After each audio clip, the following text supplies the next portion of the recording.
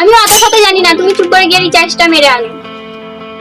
Recharge মারবো কি করে? রিচার্জ মারলে চুলে আর আগুন জ্বলবে না। কেন চুলে আগুন জ্বলবে না? না খেয়ে থাকতে হবে। এটা দেশের খবর কিছু রাখিস? এখন ফোনের রিচার্জের দাম বেড়ে গেছে, 300 টাকা করে দিয়েছে, আর আমি 300 টাকা করে মজুরি কাটি। তাহলে বল আমি রিচার্জ মারবো কি? আবার সানিরা আইছে। কিরে সানি, কেমন আছিস? ভালো আছি, তুমি কেমন আছো? কিছু খেতে যাচ্ছো? না। ঠিক আছে। জনগণের কি বক্তব্য সেটা সরকারের কাছে তুলে ধরছে। ওই তো একজন লোক আসছে, জিজ্ঞাসা করে দেখো। চলো। কোথা থেকে? আমার এখানে উল্টো পাল্টা নিউজ থেকে। স্যার আপনি তো ফোন ব্যবহার করেন, রিচার্জের সম্পর্কে কিছু শুনেছেন? রিচার্জের দাম বাড়ায় সাধারণ জনগণের কি অসুবিধা সেটা সরকারের কাছে তুলে ধরতে এসেছি। আমাদের কোথায় কি সরকার কাছে পৌঁছাবে? তাই জন্য তো আমরা এসেছি, তোমাদের কথা সরকারের কাছে তুলে ধরছি। সরকারকে বলছি, সরকার কি আমার বউকে ফেরত দিতে পারবে? তোমার বউয়ের সাথে রিচার্জের দাম বাড়ার কি সম্পর্ক? কেউ ফোন করতে পারেনি বলেই আমার বউ ছেড়ে চলে গেছে। তাহলে ভাই এখান থেকে পালাই চলো। চলো শুনবেন তো ভাই আমার। চলো এখানে একজন কথা গিয়ে নাকি জিজ্ঞেস করা যায় রিচার্জের দাম বাড়ায় আপনার সমস্যা। আমরা খেটে খাওয়া মানুষ, আমরা যা খেটে খাই সব তো সংসারেই চলে যায়।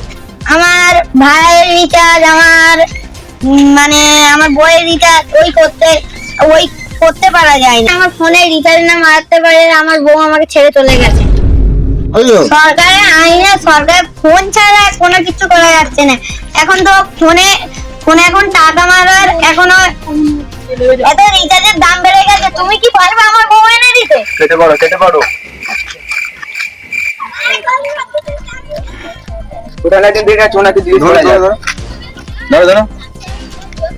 দাদা শুনুন তো, কি ভাই? আমরা উল্টো পাল্টা নিউজ থেকে এসেছি। রিচার্জের দাম বাড়ার জন্য আপনার কি সমস্যা হচ্ছে একটু বলুন। তোমরা তো করে কি লাভ পাচ্ছে নিউজ করে? কোম্পানির তো লাভ হচ্ছে, আমাদের খেটে পিটে কি? আমি ওইসব জানি না। রিচার্জের দাম বেড়ে গেছে বলে গার্লফ্রেন্ডকে পয়সা মারিয়েছে বলে পেয়ে গেছে।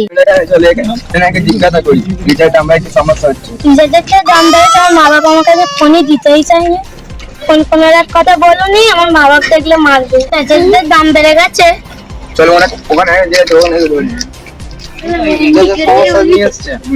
আর বলবেন না, যা রিচার্জের যা অবস্থা করেছে আমাদের দ্বারা মোবাইল চালানো যাবে না, যা সমস্যা রিচার্জ। এখন কি করছেন? এখন ওই সিম পোর্ট করে আমি নিয়ে আসলাম, 4 দিন পরে চালু হবে। এই পর্যন্ত এখন উপস্থিত। তো আপনারা দেখতেই পাচ্ছেন রিচার্জের সমস্যা নিয়ে মানুষ কিরকম পেরেশানের উপরে আছে। দেখুন লোকটা রিচার্জ না মারতে পেরে সিম পোর্ট করে নিয়ে যাচ্ছেন। তো দাদা সিমটা কত পড়লো? এই সিমটা খরচা হলো রিচার্জ থাকলে ফ্রি, রিচার্জ না থাকলে 20 টাকা মারতে হবে। ঠিক আছে, এটা আবার 4 দিন পরে চালু হবে। ঠিক আছে, ওর থেকে 4 দিন কি 5 দিন সময় লাগে। তাহলে বুঝতেই পারছেন তো আমরা কতটা পেরেশান। আপনারা দেখতেই পাচ্ছেন লোকজনের সিমে রিচার্জ না মারতে পেরে সিম পোর্ট করে নিয়ে যাচ্ছে। তখন একটা চা দোকানে ওখানে গিয়ে চলো আমরা যাচ্ছি উল্টো পাল্টা নিউজ থেকে দাদার কাছে। দাদা বলুন। আমরা দেখতেই পাচ্ছি আপনার এখানে প্রচুর ছেলে মেয়ে ফোন ঘাটছে এবং আপনার ফোনের উপরে ফোন আসছে। আপনি কি রিচার্জের সমস্যা কিছু বলতে পারবেন? আমার কোনো রিচার্জের কোনো সমস্যা হচ্ছে না, আমার এখানে কোনো রিচার্জের প্রবলেম নাই। আমরা যতজনকে জিজ্ঞাসা করেছি কোনো না কোনো সমস্যা হচ্ছে এবং আপনি বলছেন কোনো সমস্যা হচ্ছে না, এটা কিভাবে? আমার সমস্যা এই কারণে হচ্ছে না, দেখুন আমার এখানে এখন 4-5 জন মিলে নেট ঘাটছে। আমার আগে 3 জন ঘাটতো, রিচার্জের দাম কম ছিল, আর এখন রিচার্জের দাম বেড়েছে। আমার এখানে 5-6 জন ছেলে আছে, তাহলে আমার কোনো সমস্যা নেই। ছেলে মেয়েরা ফোন ঘাটছে, এটা আপনার কি লাভ? আমার লাভ বলতে গেলে যতগুলো ছেলে আছে ততগুলো 10 টাকা করে পাবো, আমার এইটাই লাভ। পার ডে 50 টাকা করে ইনকাম, মাসে তাহলে কত হচ্ছে? 1500 টাকা। তাহলে 1500 টাকা যখন আমার মাসে আসতে, তাহলে লস টাকা আমার কোনো লস নেই। যত রিচার্জ বাড়াবে তত আমার ফায়দা, আমি লোক বাড়াবো। হাই ফ্রেন্ডস, কেমন আছো? আশা করি ভালো আছো। কেমন আছো? আশা করি ভালো আছো।